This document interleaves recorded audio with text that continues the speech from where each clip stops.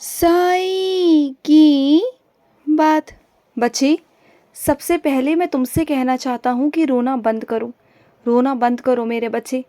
ये आंखें मैंने तुम्हें रोने के लिए नहीं दी, ये आंखें मैंने तुम्हें मुस्कुराने के लिए दी हैं, आंखों में चमक के लिए दी हैं। तुम्हारी आंखें मैंने इसलिए दी हैं कि तुम अपने बाबा को देख सको, अपने बाबा को निहार सको। इसलिए दी है मैंने तुम्हें, इस प्रकृति को देख सको, ना कि रोने के लिए। तुम जानते हो तुम्हारा एक एक आंसू कितना कीमती है? तुम नहीं जानते हो, शायद तुम्हारे लिए नहीं होगा, लेकिन मेरे लिए है। देखो, मैं जानता हूँ तुम खुश रहना चाहते हो और बहुत सारी चीज़ें संभली हुई भी होती हैं, लेकिन क्या है ना, कभी कभी तुम्हारे मन के भाव, तुम्हारे शब्द अंदर से ना तड़प उठते हैं और वो बहने लगते हैं बाहर। मैं जानता हूँ इस बात को। अपने क्रोध को शांत करने की तुम बहुत कोशिश करते हो, लेकिन वो कभी कभी हो नहीं पाता। वो बाहर निकल जाता है तुम्हारे आंसुओं के माध्यम से। तो मैं जानता हूँ मेरे बच्चे, लेकिन ना ये धीरे धीरे बाहर निकलता है। पता है क्यों? क्योंकि अगर ये एकदम से कभी बाहर निकल गया ना, तुम्हारे क्रोध की वर्षा हो गई ना, तो शायद तुम्हारे क्रोध से कोई बच नहीं पाएगा। क्योंकि तुम्हारे अंदर इतना दर्द है ना, इतने तुम कष्टों को तुमने झेला है, इतने संघर्षों को तुमने झेला है ना, अगर वो एक बार बाहर निकल गया ना, तो शायद सब कुछ तहस नहस हो जाएगा। तुम्हारे जितने भी आसपास के लोग हैं ना, जो तुम्हें परेशान करते हैं, उनमें से कोई बच नहीं पाएगा।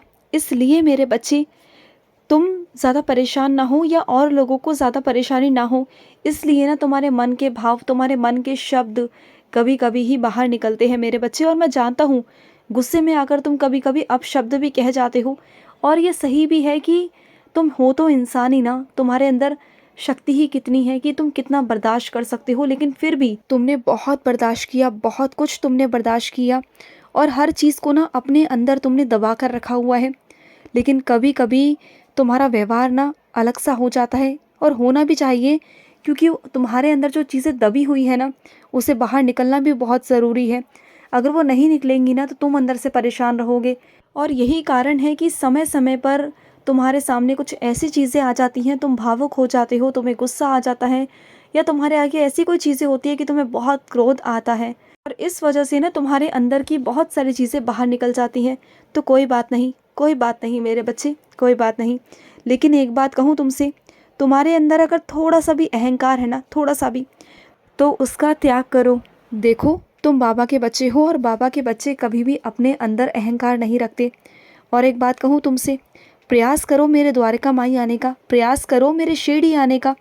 अगर ऐसा करोगे ना, तो तुम्हारे जो भी शब्द हैं, जो तुम्हारे जो अंदर की परेशानियां हैं, जो कष्ट हैं, जो तुम मेरे आगे कभी कभी व्यक्त कर पाते हो और कभी कुछ बातें व्यक्त नहीं कर पाते हो, उन सबको मैं दूर कर दूंगा।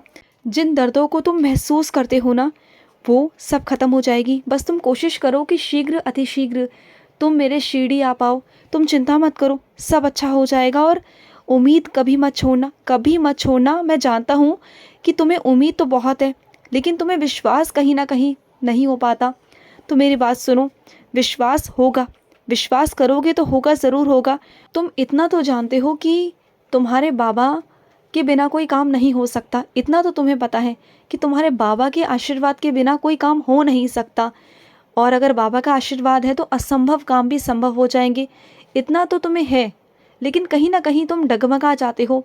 लेकिन भरोसा तो करना होगा, उम्मीद तो तुम्हें करनी होगी। तो उस उम्मीद पे कायम रखो। देखो, अगर उम्मीद करोगे तो तुम्हारे हिसाब से ही सारे काम हो जाएंगे, सब कुछ तुम्हारे हिसाब से होगा। रास्ते भी मैं बना दूंगा, सब कुछ मैं बना दूंगा। और ये क्या, तुमने मेरे लिए इतना कुछ बना दिया? हाँ, इतना कुछ बना दिया, जबकि तुम्हारी तबीयत भी ठीक नहीं थी, तुम्हारे हाथ पाँव में इतना दर्द है, तुम्हारा शरीर बिल्कुल भी ठीक नहीं, लेकिन उसके बावजूद भी तुमने मेरे लिए खाना बना दिया। क्यों बनाया तुमने? अगर एक दिन नहीं बनाते तो क्या था? तुम भी तो भूखे रहते हो ना, कभी कभी बिना बनाए रहते हो ना। तो ज़रूरी नहीं होता कि तुम मेरे लिए बनाओ। देखो, जब तुम भूखे रहते हो ना, तो तुम्हारे बाबा का मन भी नहीं करता कि मैं खाऊं। जब तुम भूखे होते हो ना, तो मैं भी नहीं खा सकता। तुम खाओगे तो मैं खाऊंगा, नहीं तो मैं भी नहीं खाऊंगा। मेरे लिए आगे से बनाने की ज़रूरत नहीं है, बिल्कुल नहीं है। और सुनो मेरी बात, जो तुम खुद के कपड़े पहनना पसंद करते हो ना, वैसे ही कपड़े दूसरों को भी दिया करो, और वैसे ही कपड़े अपने बाबा को या देवी देवता को पहनाया करो। बेहतरीन से बेहतरीन पहनाया करो, जैसे तुम पहनते हो। और जो तुम सामग्री किसी को देते हो ना, तो वही सामग्री दिया करो जिसे तुम इस्तेमाल करते हो, जिसे तुम अपने खाने में इस्तेमाल करते हो। बेहतरीन से बेहतरीन जो दोगे वैसा ही तुम्हें पाओगे। समझ रहे हो ना मेरी बात को? जैसा तुम लोगों को दोगे वैसा तुम पाओगे मेरे बच्चे। और सुनो, तुम्हारे मन में बहुत सारी बातें आती है ना, बहुत सारी। कुछ बातें तुम अपने साईं से कह देते हो और कुछ नहीं कहते हो, लेकिन क्या मैं तुम्हारा मन नहीं पढ़ता? मैं तुम्हारा सारा मन पढ़ता हूँ। मैं सब जानता हूँ तुम्हारे बारे में कि तुम्हारे आने वाले दिनों में क्या होगा क्या नहीं होगा, मैं वो भी जानता हूँ। लेकिन अभी से ना तुम्हारे आगे कुछ खोलता नहीं। अगर कुछ बता दूंगा ना तो पीछे पड़ जाओगे अभी से ही कि साईं बताओ, साईं करो, इसलिए अभी से कुछ नहीं बताता। लेकिन सही समय आने पर तुम्हें सब पता चल जाएगा, सब कुछ। मैं तुम्हें हर एक चीज़ बता दूंगा कि कैसे और क्या होगा। और जो तुमने सपने देखे हैं ना, उसकी तुम मुझसे मांग भी करते हो। कभी कभी डर जाते हो कि साईं आप क्या करोगे, कभी कभी शांत पड़ जाते हो। तुमने अपनी इच्छाओं को ना मार दिया है अंदर से, अब कुछ चाहते नहीं हो तुम। तुम्हें इतना तो विश्वास है अपने साईं पर कि जो तुमने अपने साईं से मांगा है वो साईं तुम्हारा देगा, ज़रूर देगा। उम्मीद है तुम्हें कि जहाँ साईं खड़े हैं ना, वहाँ असंभव चीज़ भी संभव हो जाती है। लेकिन पता नहीं तुमने अब मांगना छोड़ दिया है मुझसे, और मैं नहीं चाहता कि तुम्हारे अंदर से सारी चाहतें, सारी इच्छाएं खत्म हो जाए, क्योंकि मैंने तुम्हें पारिवारिक आशीर्वाद दिया है, तुम्हें सांसारिक आशीर्वाद दिया है। ऐसे कैसे तुम अपनी इच्छाओं को, अपनी रुचि को ख़त्म कर सकते हो? ऐसे कैसे? अगर ये सब चीज़ें तुम्हारे अंदर से ख़त्म हो गई ना, तो शायद तुम्हें ये ज़िंदगी पसंद ही नहीं आएगी, इस ज़िंदगी को जीना छोड़ दोगे तुम। और मैं ये तो बिल्कुल नहीं होने दूंगा। तुम्हारे अंदर की इच्छाएं, तुम्हारे अंदर की रुचि कभी ख़त्म नहीं हो सकती, कभी नहीं हो सकती। और सुनो, जो लोग तुमसे बदतमीज़ी कर रहे हैं ना आजकल, उन्हें लगता है कि वो तुम पर बहुत हावी हो सकते हैं, तो वो बेवकूफ़ है। वो बेवकूफ़ हैं ऐसे लोग जो अपने पैरों पर खुद ही कुल्हाड़ी मार रहे हैं, खुद ही अपने कर्मों को गंदा कर रहे हैं। तुम देखना, आने वाले वक्त में वही लोग होंगे जो तुम्हारे आगे रो रो कर ना माफ़ी मांगेंगे। देखना, गिड़गिड़ाएंगे तुम्हारे आगे कि तुम उन्हें माफ़ कर दो। लेकिन फिर भी मैं तब भी तुमसे यही कहूँगा कि उन्हें माफ़ कर देना, क्योंकि ये तुम्हारा काम तो नहीं। तुम्हारा काम है माफ़ करना, क्योंकि तुम साईं के बच्चे हो।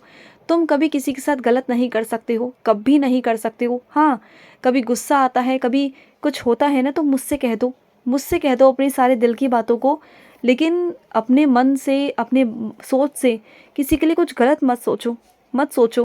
यही तो कठिन परीक्षाएं हैं, यही तो है आध्यात्मिक रास्ता, कि जो आध्यात्मिक के रास्ते पर चलता है ना, वो इतना आसान नहीं होता कि तुम्हें संसार में रहकर, इन लोगों के बीच रहकर, पापियों के बीच रहकर, तुम्हें उनके साथ रहकर उन्हें जवाब नहीं देना, उनकी चीज़ों को झेलना है, उनके तानों को झेलना है, उनके साथ रहकर उनकी हर एक चीज़ को बर्दाश्त करना है तुमने।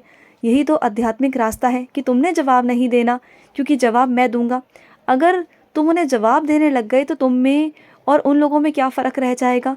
तुम में क्या फ़र्क है कि तुम मेरे बच्चे हो, तुम आध्यात्मिक के रास्ते पर हो, फिर तुम में और उनमें क्या फ़र्क रह जाएगा? बताओ।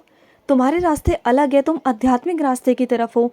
तुम्हें इस संसार में रहकर तुम्हें फिर भी मेरी भक्ति करनी है, मेरा नाम जाप करना है। तुमने मेरा जीवन पढ़ा है कभी? लोग मुझ पर भी हंसे हैं, लोगों ने मुझ पर भी पत्थर मारे हैं, मुझसे भी बदतमीज़ी की है, फिर मैं भी तो चुप रहा ना। तो फिर तुम तो मेरे बच्चे हो ना, सीखो मुझसे कुछ। और मेरा गायत्री मंत्र पढ़ के ही घर से बाहर निकलना। खुश रहो। आज का साई संदेश समाप्त हुआ।